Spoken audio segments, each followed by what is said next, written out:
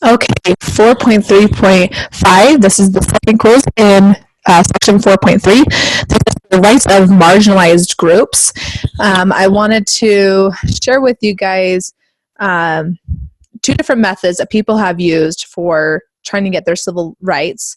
And one has been mentioned in the past unit.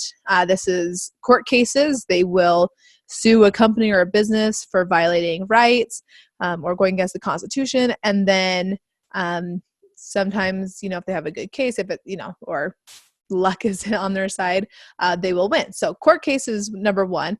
Second option that a lot of people use and was very popular was grassroots. So this is grassroots activism.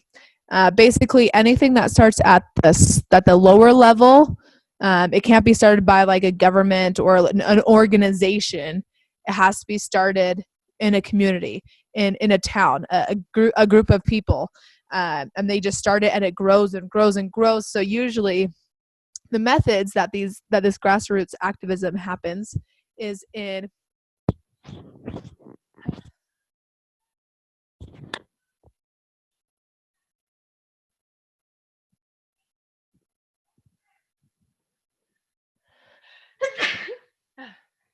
okay.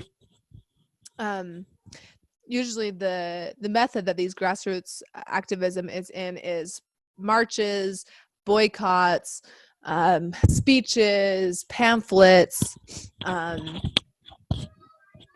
informing the public. So anything that people do, like these protests and strikes, those are grassroots activism. Okay, so all of these civil rights movements that is talked about in this unit, they are all part of the grassroots activism formula. A lot of them use also court cases, but grassroots is the big one for sure.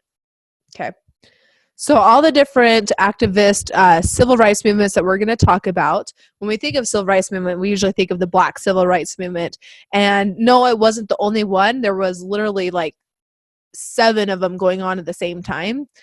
But the reason why that one sticks out so much to us is that's the one that kind of started first, and that's the one that all the other ones are modeled after. So the Black civil rights movement was definitely the most popular because it was the first, basically.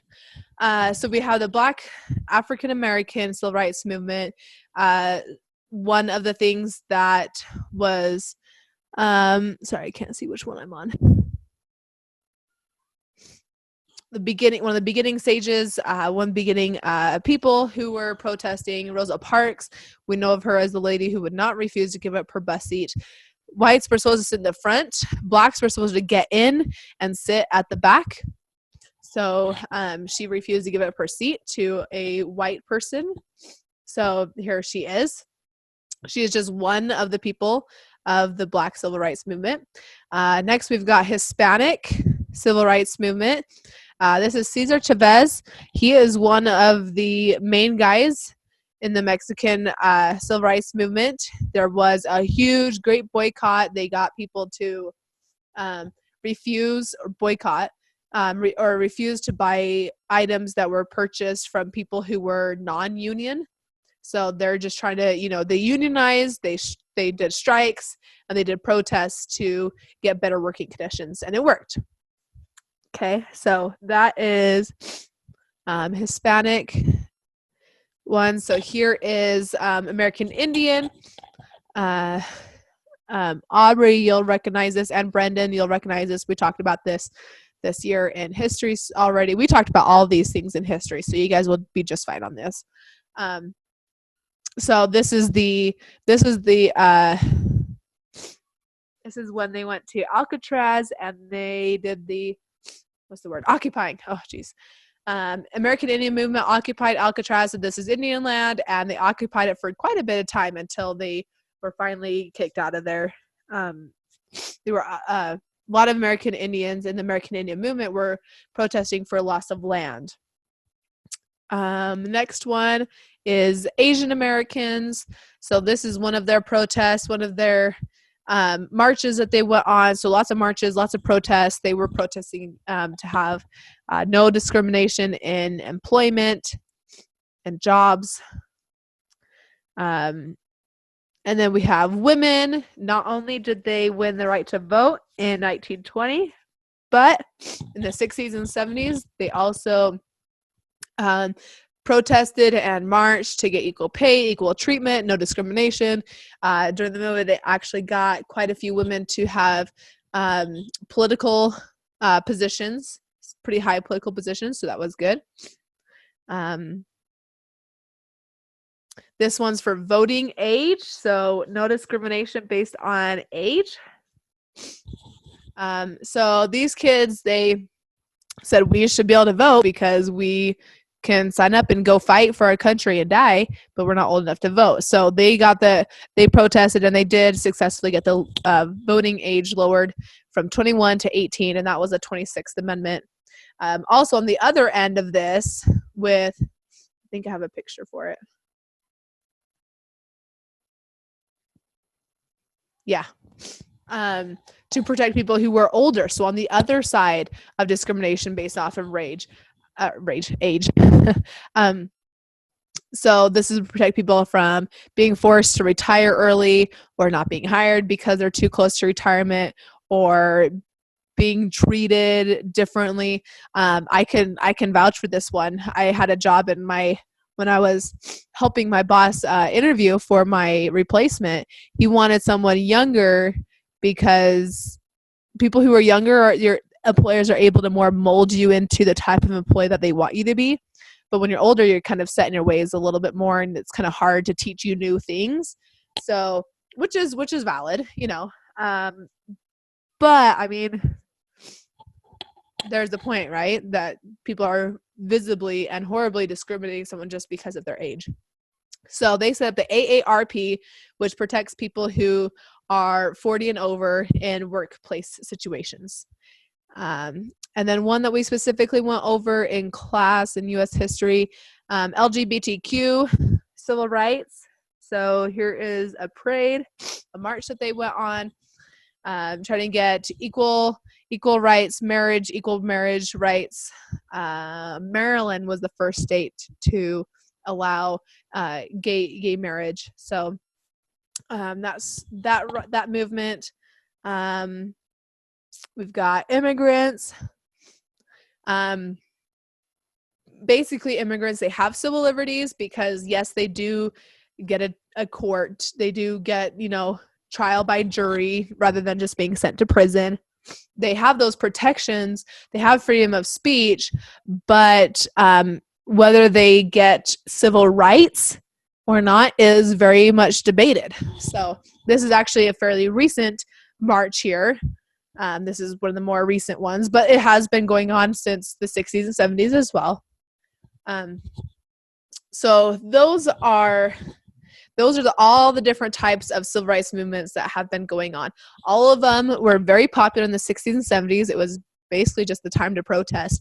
A lot of them lasted until the 90s. When the funny thing is Cold War was happening at this time too.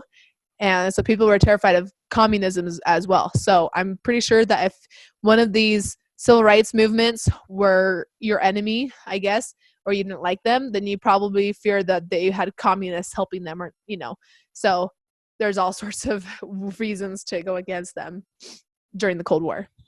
One thing that popped up in the 60s and 70s is something that's called affirmative action.